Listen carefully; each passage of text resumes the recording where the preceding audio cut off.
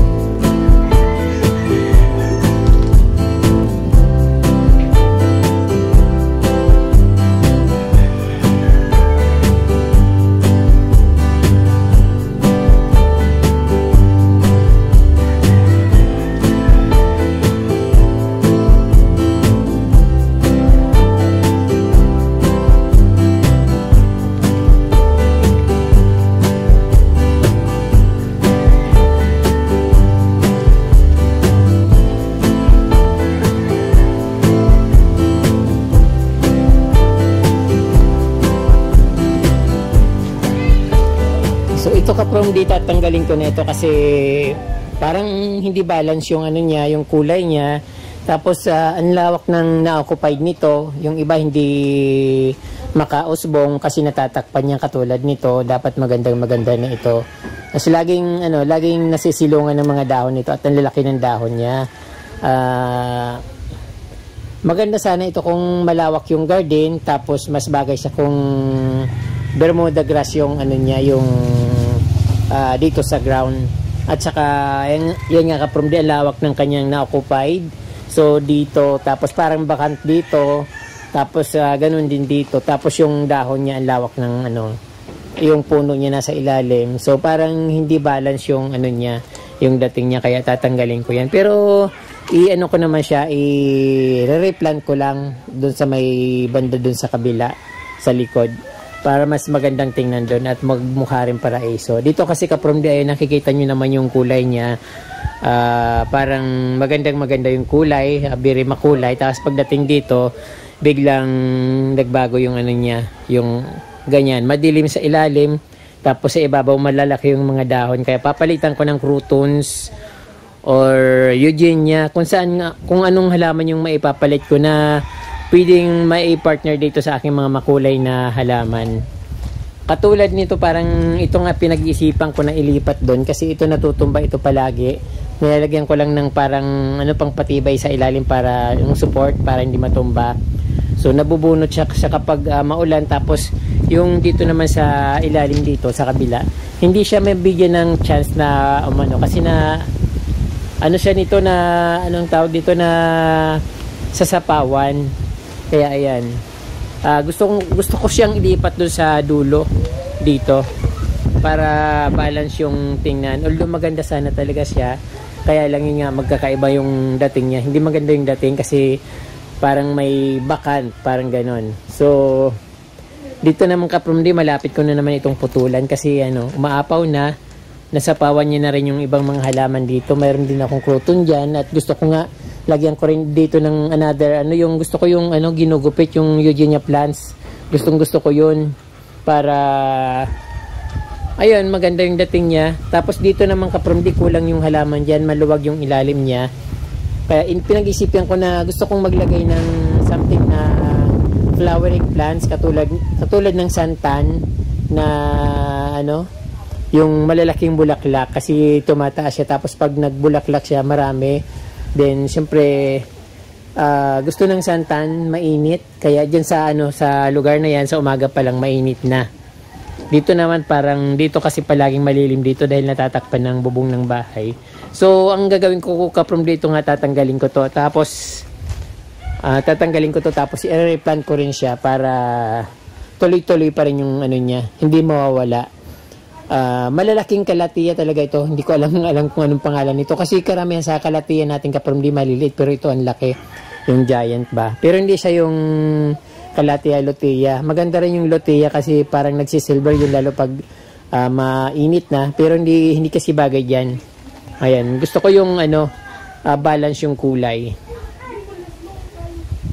So ayan po mga ka-from-D, tatanggalin ko ito. At syempre, Happy New Year sa lahat. Naku, makakalimutan ko na naman yung New Year. So ito na siguro pinakamagandang garden ka-from-D sa ngayong taon, sa simula ng taon this January. Kasi di pa naman ako nakapaglibot. So karamihan sa mga garden na feature ko dati mga ka-from-D, parang wala na, parang pinabayaan na. So dito continuous lang. Kaya ito na yung pinakamagandang garden para sa akin. Para sa akin ka-from-D, kasi alam ko kung yung garden nyo.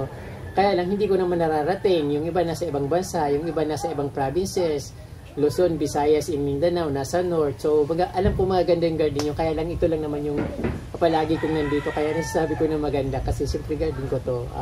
Proud naman ako na ginawa ko to. At siyempre, ayun, kakaiba siya at walang katulad. So ayan ka-from-D, tatanggalin ko na. At gusto ko maging makulay, maging katulad din sa iba, sa ibang ibang part, maging balance. So itatanim ko siya doon sa may malapit sa bahay ng nanay ko, parang sa malapit sa comfort room, dahil open siya, kailangan matakpan siya. So ayun.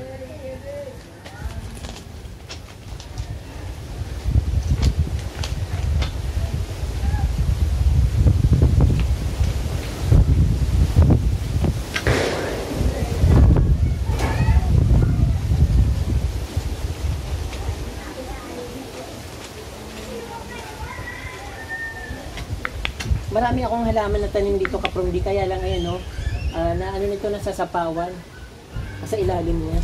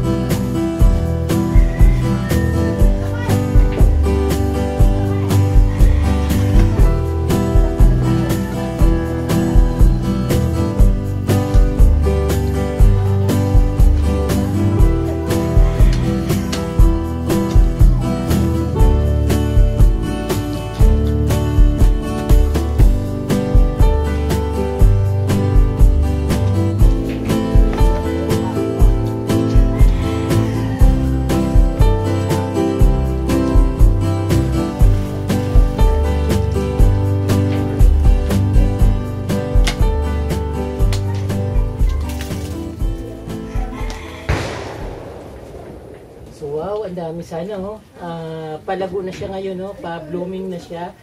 Kaya lang pag napuno dito, hindi na magandang tingnan.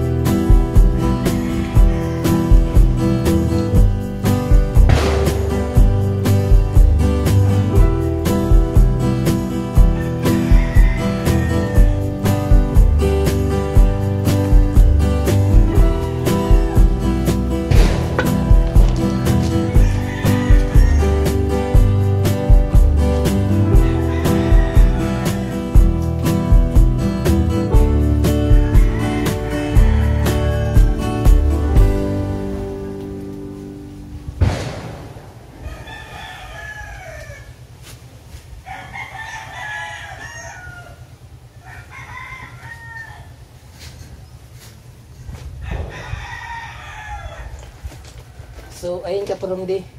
Ang laki ng puno na sinunod ko kasi ayun, umaano na nga, parang matigas ng bunutin kasi umaano na yung mga ugat niya. So habang hindi pa masyadong ano yung ugat, gumagapang, so dapat mailipat ko na. So ayun, ang laki ng puno niya. Sana dito hindi na siya matumba. Kasi doon parang mahirap, palagi siyang natutumba doon. Kung hindi ko lang nilagyan ng support, palagi siyang natutumba. So dito, nilaliman ko na siya. Medyo malaki yung pagkahukay ko dito para maka-recover kagad yung mga ugat niya. Ayan.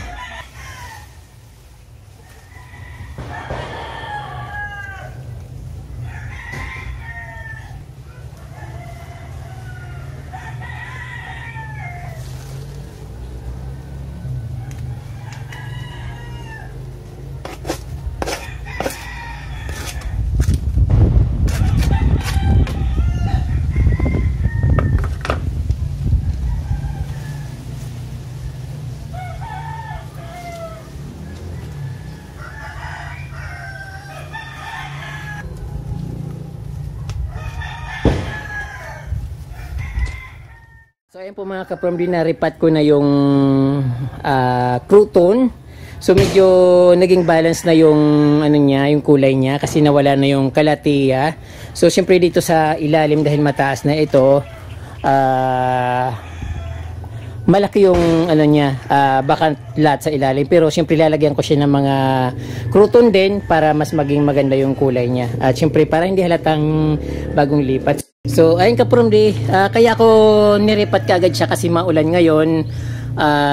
Hindi siya masyadong ma-dehydrate or hindi siya masyadong matuyo kasi pag tag-init mo na nililipat yun, pag tag-init ko na siya inilipat, anong tawag doon, matutuyo or malalanta. Hindi katulad ngayon na maulan at malamig, so tuloy-tuloy yung ng expand ng life niya. Although masyado na siyang matangka, dapat pinutol ko na ito. Kaya lang nasasayang ako ka-from dahil masyadong maraming masyado siyang maraming tawag dito, yung mga branch. Nung kinuha ko yun sa likod o sa backyard, ganun na yung mga niya, marami talaga siyang mga branch, kaya hindi ko na pinutol kasi nasasayang ako. Pag pinutol ko, mawawala syempre ang alindog niya, kaya yan. Napakataas niya tuloy at syempre mayabong. So siguro pag mataas na siya at kailangan kong putulan na talaga, puputulan ko siya. For the meantime, ganyan muna ka-from at syempre ayan, nabigyan ko ng space dito. At ayun nga, ito yung ginagamit ko na pang support sa kanya, ito yung kahoy para hindi siya matumba kasi 3 beses na yata siya natumba. Every time na malakas yung hangin at ulan, natutumba siya, hindi lang 3 beses. Basta halos araw-araw ko chini-check para ma-check yung tayo niya. So ayan, syempre dapat ko rin ito maging balance din yung dito. So kailangan ko itong halaman na ito. So marami akong plants kasi dito. Meron pa akong tatanim dyan. So ito siguro ililipat ko dyan, yung isang yellow, kasi natatabunan siya nito. So kailangan maging balance. At syempre puputulin ko na naman ulit itong mga halaman na yung mga na yan, mga copper plant saka Persian shield na umaapaw na dito at hindi ko na makita yung ibang halaman dito sa ilalim. So antayin ko lang na siguro mga ilang araw, pag-isipan ko pa kung anong ilalagay ko dyan. At syempre magdadagdag ako dito mga flowering plants, yung katulad nga kanina sinabi ko, santans. So meron na ako doon, kaya lang 1 piraso lang at namatay pa nga yung isa. Dapat 3 piraso yun pero nawala at 1 na lang nakikita ko. So ayan, at least unti-unting nagiging maaliwalas yung garden ko at naayos ko. So nakukuri ko siya. Ayan. Medyo mabigat na talaga ka-from yung nito kasi mataas na, so natutumba dahil malakas ang hangin ngayon, kaya medyo malambot pa yung lupa, kaya lalagyan ko muna siya ng support. So once naman siguro na kapag medyo tumigas na yung lupa or na medyo na tagtag na pa ilalim, medyo titibay na yung puno niya, but talagang siya, natutumba talaga siya kasi mataas na. So lagyan ko lang siya ng